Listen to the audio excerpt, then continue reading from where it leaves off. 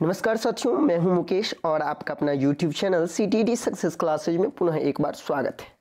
चर्चा हम करेंगे शिक्षक नियोजन से संबंधित।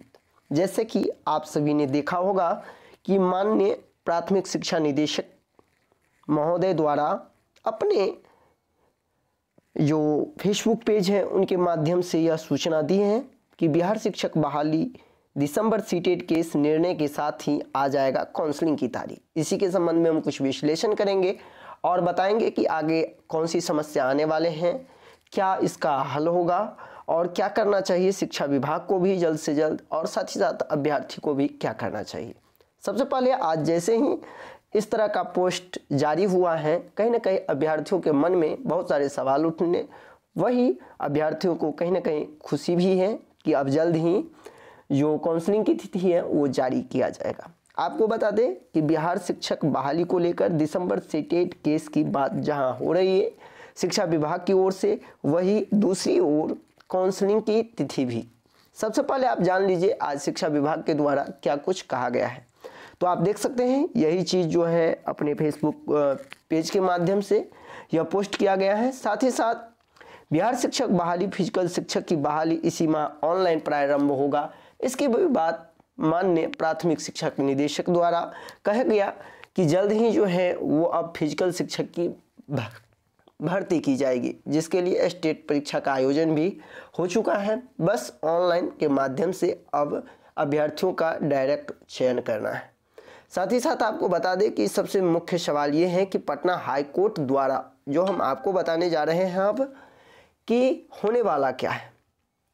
आपको बता दें कि पटना हाई कोर्ट द्वारा नियोजन पत्र पर स्टे लगा है। ये सब चीज़ के बारे में आपको भी पता होगा कि पटना हाई कोर्ट ने, चाहे वो कक्षा 1 से 5 हो या 6 to 8 हो, कक्षा 6 से 8 का हो, दोनों पर जो है नियोजन पत्र देने पे स्टे लगा है। लेकिन सवाल ये उठता है कि कहीं भी पटना हाई कोर्ट द्वारा काउंसलिंग करने पर या अन्य जो गतिविधि है उस पर कोई भी स्टे नहीं लगा।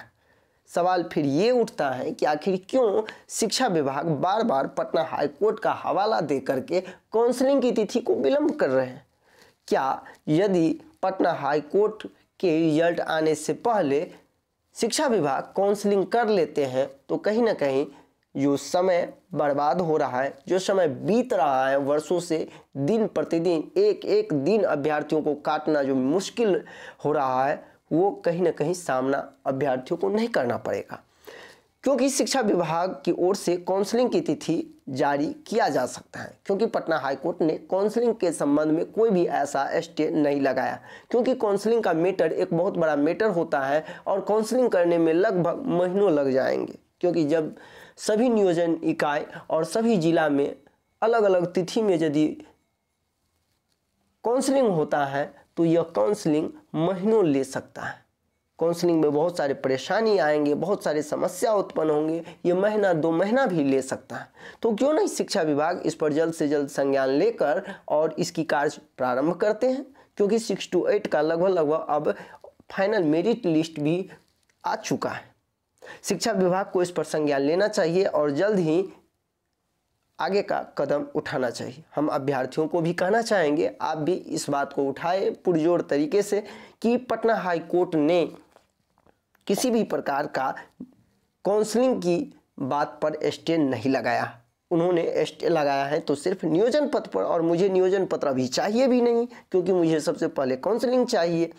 और सवाल अब ये उठता है कि दिसंबर सीटेट का फैसला कब तक आएंगे। बहुत सारे लोग यह बोल रहे हैं कि दिसंबर सीटेट का फैसला इस माह नहीं आएंगे, जनवरी में आएंगे। देखिए, ये अनुमान लगाना बिल्कुल सही नहीं हो सकता है, लेकिन मैं मानता हूं कि दिसंबर सीटेट का जो फैसला है वो 15 दिसंबर के बाद ही आएंगे। इतना मैं ज़रूर बता सकता हूँ। कारण ये है कि 15 दिसंबर तक जो है माननीय जस्टिस अनिल कुमार उपाध्याय जी जो हैं वो अपने जो उनका जो बेंच लगने वाला है वो नहीं लग रहे हैं, क्योंकि वो छुट्टी पे हैं, जिसके कारण 15 दिसंबर के बाद ही। अब सवाल ये उठता है, कोई ज़रूरी नहीं है ये जनवरी जाएगा, 16 दिसंबर भी हो सकता है, 17 दिसंबर, क्योंकि पटना हाई कोर्ट में छुट्टी 24 दिसंबर के बाद होने वाला है। 24 दिसंबर से छुट्टी है, यानी इस बीच में यदि हम समय देखें तो कुल 9 दिन है। क्या 9 दिन में माननीय जस्टिस नहीं बैठेंगे? अवश्य बैठेंगे और फैसला होने की पूरी उम्मीद है।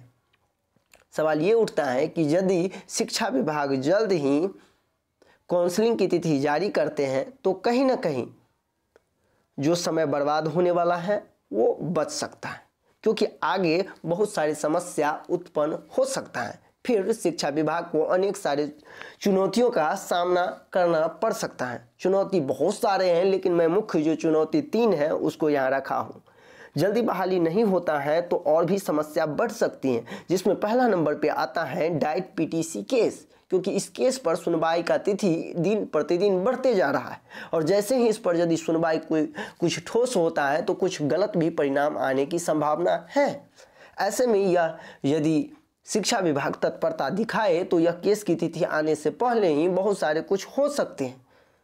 दूसरा नंबर है नेशनल ब्लाइंड केस, जिसके बारे में बहुत सारे लोगों को पता भी नहीं होगा।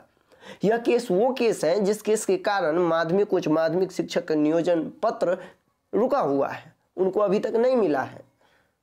सवाल ये उठता है जो उस केस में ऐसा कुछ नहीं था कि जो सिर्फ और सिर्फ उसमें माध्यमिक और उच्च माध्यमिक के लिए ही, बल्कि वह केस नियोजन पत्र देने पर रोक लगा बैठे और उसमें प्राथमिक शिक्षक नियोजन और माध्यमिक शिक्षक नियोजन दोनों से जुड़ा है और दोनों नेशनल ब्लाइंड फेडरेशन जो संगठन है उनके द्वारा यह केस किया गया, उसका भी सुनवाई जल्द ही होने वाला है।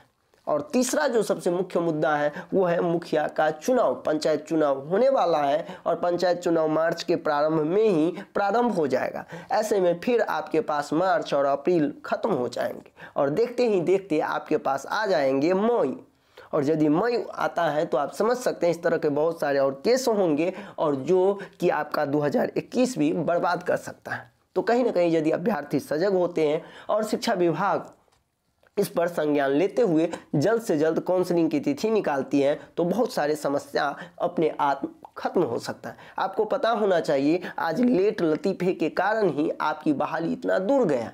यदि आप सोचे कि आपकी जो पूर्व में निकाला सबसे पहला जो शेड्यूल था उस शेड्यूल के माध्यम से पूर्णतः काम हुआ होता तो बहुत सारे केस हुआ भी नहीं होता।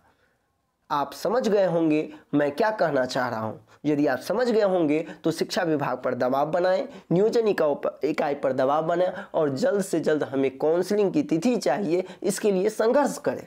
आपको पता होगा एक ट्विटर अभियान भी हम लोग छेड़े थे, काउंसलिंग जल्द हो, और जिस पर कहीं ना कहीं शिक्षा विभाग भी संज्ञान लिया।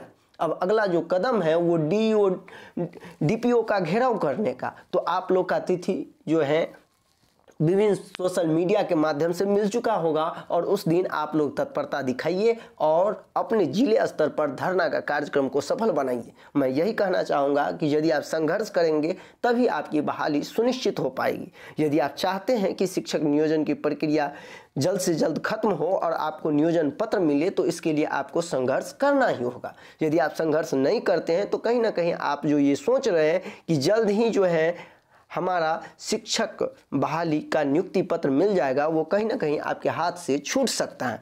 क्योंकि बार बार शिक्षा विभाग यही कह रहा है कि शिक्षक बहाली में दिसंबर सीटेट केस के निर्णय के साथ ही आएगा काउंसलिंग की तिथि। इस बात को आप समझे कि जब तक दिसंबर सीटेट की केस नहीं खत्म होता है तब तक शिक्षा विभाग का मानना है कि काउंसलिंग की तिथि नहीं, लेकिन हम अभ्यर्थियों को इससे पहले चाहिए काउंसलिंग की तिथि। अब लड़ना होगा, संघर्ष करना होगा।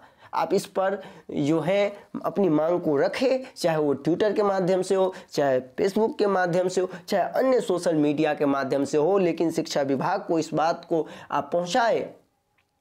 पिछले दिनों मैंने इस बात को भी आप सबों के बीच रखा था कि दिसंबर सीटेट का निर्णय क्या आएगा नहीं आएगा उससे हमें अभी बहस नहीं है, क्योंकि उसका संबंध हमारे नियोजन पत्र से जुड़ा है, हमारे काउंसलिंग से नहीं। फिर हमारे काउंसलिंग क्यों नहीं शिक्षा विभाग ले रहे हैं? क्या शिक्षा विभाग अभी भी यही सोच रहे हैं कि दिसंबर सीटेड केस जब तक लंबित रहे तब तक इनका काउंसलिंग न हो? और यदि ऐसा सोच रहे हैं और इसी सोच में अभ्यर्थी भी बैठे हैं तो कहीं ना कहीं अभ्यर्थियों के लिए घातक हो सकता है। अभ्यर्थी सजग हो जाए और सभी लोग एक संकल्प ले कि जल्द से जल्द काउंसलिंग की तिथि आई और ये तिथि हमें दिसंबर सीटेट केस की रिजल्ट आने से पहले चाहिए। आपको याद होगा जिस समय डीएलएड प्राथमिकता का केस के लेकर के स्टे लगा था, उसी समय से शिक्षा विभाग यह कह रहे हैं कि जल्द से जल्द 6 to 8 पे कोई भी स्टे नहीं है, जिसके कारण उसका काउंसलिंग तिथि जारी किया जाएगा। लेकिन अब शिक्षा विभाग यह बहाना कर रहे हैं कि दिसंबर सीटेट केस का फैसला आने के बाद हम काउंसलिंग की तिथि जारी करेंगे। यह कहीं ना कहीं शिक्षा विभाग और से अभ्यर्थियों के लिए एक नाइंसाफी है। अतः आप अभ्यर्थी सजग हो जाए और जल्द से जल्द आप लोग अपने जिला स्तर पर और जहां भी होता है आप अपनी बातों को प्रमुखता से रखें। अभी के लिए बस इतना ही। आपके मन में भी क्या कुछ है आप मुझे कमेंट करके जरूर बता सकते हैं। धन्यवाद।